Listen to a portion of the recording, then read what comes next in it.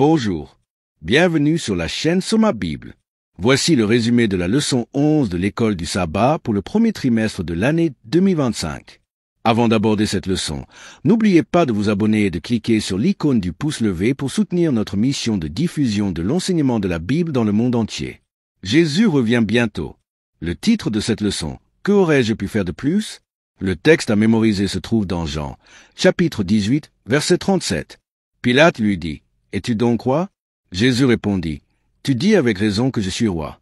C'est pour cela que je suis né, et c'est pour cela que je suis venu dans le monde, afin de rendre témoignage à la vérité. Quiconque est dans la vérité entend ma voix. » Chers auditeurs, il y a quelques années, une histoire pour enfants a été publiée dans le magazine Guide. L'histoire se concentre sur un garçon nommé Denis, un orphelin vivant dans une famille d'accueil à l'époque médiévale. Denis déteste passionnément le roi de son pays car, lorsque ses parents étaient malades, les soldats du roi l'ont emmené et il ne les a jamais revus. Ce n'est que plus tard qu'il a appris que le roi les avait séparés afin d'épargner aux vivants toutes les horreurs de la peste noire. La vérité sur le roi libère Denis de la haine qu'il avait nourrie presque toute sa vie.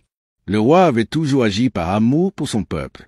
Aujourd'hui, de nombreuses personnes voient Dieu un peu comme Denis voyait le roi. Le mal dont ils ont été témoins ou qu'ils ont vécu les amène à haïr ou à rejeter Dieu. Où est Dieu quand il y a de la souffrance? Si Dieu est bon, pourquoi y a-t-il tant de mal? Le conflit cosmique éclaire cette question cruciale, mais de nombreuses interrogations subsistent. Pourtant, lorsque toutes nos tentatives de réponse ne parviennent pas à nous satisfaire, nous pouvons nous tourner vers Jésus sur la croix et voir en lui que l'on peut faire confiance à Dieu, même avec toutes les questions qui restent sans réponse pour l'instant. Écoutez la parole du Seigneur. Depuis la nuit des temps, Dieu tend la main à son peuple, lui offrant l'amour, la vérité et le salut. Pourtant, à maintes reprises, l'humanité s'est détournée, embrassant les ténèbres au lieu de la lumière. Mais Dieu, dans son infinie miséricorde, a fait tout ce qui était possible pour nous rappeler à lui. Que pouvait-il faire de plus? Jésus, le roi des rois, est né dans ce monde avec une mission divine, rendre témoignage à la vérité. Jean 18, verset 37. Bien que Satan, le grand séducteur, ait cherché à déformer l'image de Dieu, le Christ est venu pour briser les mensonges et révéler la vraie nature de notre Père aimant. Il est venu nous montrer que Dieu est juste et qu'il est amour. Et en lui, nous trouvons la victoire sur le péché et la mort. L'ennemi a longtemps accusé et calomnié le caractère de Dieu. Il a cherché à égarer le monde en chuchotant des doutes dans le cœur des hommes. Pourtant, à travers la croix du Calvaire, la justice et l'amour parfait de Dieu sont mis en évidence de manière incontestable. Romains, chapitre 3, versets 23 à 26, nous dit que, bien que tous ces péchés soient restés en deçà de la gloire de Dieu, nous sommes justifiés gratuitement par sa grâce, grâce à la rédemption qui est dans le Christ Jésus. Il a payé le prix que nous ne pouvions pas payer. Il a pris le châtiment que nous méritions. Oh, quel amour merveilleux! Isaïe 5, versets 1 à 4, dit ceci. « Laissez-moi maintenant chanter à mon bien-aimé un chant de mon bien-aimé concernant sa vigne. Mon bien-aimé a une vigne sur une colline très fertile. Il a creusé et débarrassé de ses pierres, et il a planté de vignes de choix. Il a bâti une tour au milieu d'elle, et il y a creusé un pressoir. Il s'attendait à ce qu'elle produisît de bons raisins, mais elle a produit des raisins sauvages. Et maintenant, habitants de Jérusalem et hommes de Juda, jugez, je vous prie, entre moi et ma vigne. Que pouvait-on faire de plus à ma vigne que ce que je n'y ai pas fait? Pourquoi donc, alors que je m'attendais à ce qu'elle produise de bons raisins, a-t-elle produit des raisins sauvages? » Ce verset brosse le tableau d'une vigne entretenue par Dieu lui-même. Il l'a nourrie, protégée et lui a donné toutes les chances de prospérer. Mais au lieu de produire de bons fruits, elle n'a donné que des raisins sauvages, des fruits pourris et sans valeur. Le Seigneur s'écrie alors, « Qu'aurais-je pu faire de plus ?» C'est le cri d'un Dieu qui a tout donné, mais qui est rejeté par ceux qu'il veut sauver. Jésus s'appuie sur cette imagerie dans Matthieu 21, versets 33-39, révélant la tragédie de ceux qui rejettent les messagers de Dieu, même son propre Fils bien-aimé. Dieu a envoyé des prophètes, des avertissements, des bénédictions et même son Fils unique pour sauver l'humanité. Pourtant, au lieu de l'embrasser, le monde l'a chassé et crucifié. Et pourtant, son amour demeure. Le verset 4 d'Ésaïe 53 déclare qu'il a porté nos souffrances et s'est chargé de nos douleurs. Sur la croix, il a pris sur lui le poids de nos péchés, afin que nous puissions être réconciliés avec le Père. Celui qui n'a pas connu le péché est devenu péché pour nous, afin que nous devenions en lui justice de Dieu.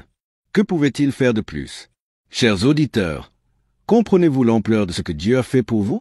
Voyez-vous ses mains tendues, son côté qui saigne, son amour déversé sans mesure? Allez-vous vous détourner ou allez-vous répondre à son appel? Car le jour vient où tout genou fléchira et où toute langue confessera que Jésus-Christ est Seigneur. Les livres du jugement seront ouverts et les rachetés déclareront: tes voix sont justes et véritables au roi des saints. Apocalypse, chapitre 15, verset 3. Dieu a fait tout ce qui pouvait être fait. Il nous a donné le chemin, la vérité et la vie en Jésus-Christ. Maintenant, la question demeure: que ferez-vous? Accepterez-vous son sacrifice? Allez-vous livrer votre cœur? Le moment est venu. Choisissez aujourd'hui de vous ranger du côté du Christ, car il est le vainqueur, le juste et le justificateur. Que ta vie porte le fruit de son esprit et que ton cœur se réjouisse du salut du Seigneur. Amen. Mais allons plus loin. Chers auditeurs, considérons la grande bataille cosmique qui fait rage dans l'ombre devant nous. Les forces des ténèbres font la guerre à la lumière et vous êtes au centre de cette lutte. Allez-vous vous aligner sur le royaume de Dieu ou permettrez-vous à l'ennemi de semer la tromperie dans votre cœur? La bataille est réelle, mais la victoire est assurée en Christ. À travers chaque prophète, chaque miracle, chaque acte de patience divine, Dieu a montré son amour inébranlable. Les Israélites ont reçu la loi, les alliances et les promesses, mais ils se sont tournés vers les idoles. Les pharisiens avaient les prophéties, mais ils ont rejeté le Messie. Et aujourd'hui, le monde a l'Évangile, le témoignage de Jésus, mais tant de gens s'en détournent encore. Que pouvait-il faire de plus? Chers auditeurs, comprenez ceci, le cœur de Dieu s'afflige pour les perdus. La douleur du péché n'est pas seulement la nôtre, Dieu lui-même a souffert pour le bien de sa création. La croix n'était pas seulement un événement historique. C'était la déclaration ultime de l'amour divin, la preuve inébranlable que Dieu ne retiendra rien pour notre salut. Pouvez-vous voir la profondeur de son sacrifice? Le jour des comptes approche. Les cieux se sépareront et le Christ reviendra dans la gloire. Les saints se réjouiront et les méchants trembleront. Mais même à ce moment-là, la justice de Dieu brillera. Tout genou fléchira, non par la force, mais par la révélation écrasante de la vérité. Et tous verront que Dieu est juste, qu'il est amour et qu'il a fait tout ce qui pouvait être fait pour nous sauver. Chers auditeurs, terminons en essayant de répondre aux questions suivantes. Avez-vous été perplexe en essayant de comprendre les providences de Dieu? Qu'est-ce qui vous réconforte de savoir que toutes ces choses seront clarifiées à la fin? Réfléchissez à ce que le Christ a abandonné pour devenir un être humain et mourir pour ce monde. Réfléchissez ensuite à ce que cela nous apprend sur l'amour de Dieu et sur la question de savoir si l'on peut lui faire confiance. Que pouvait-il faire de plus? Qu'y a-t-il de si important dans le « nom » de Dieu? Quelles implications cela a-t-il pour ceux d'entre nous qui se disent chrétiens? De quelle manière les chrétiens ont-ils parfois jeté le discrédit sur le nom du Christ? Et que pouvons-nous faire dans nos communautés locales pour montrer aux gens à quoi ressemble concrètement le fait de suivre le Christ? Alors aujourd'hui, pendant qu'il est encore temps, répondez à son appel. Venez à la croix, déposez vos fardeaux, acceptez sa grâce et marchez dans la lumière de sa vérité. Amen.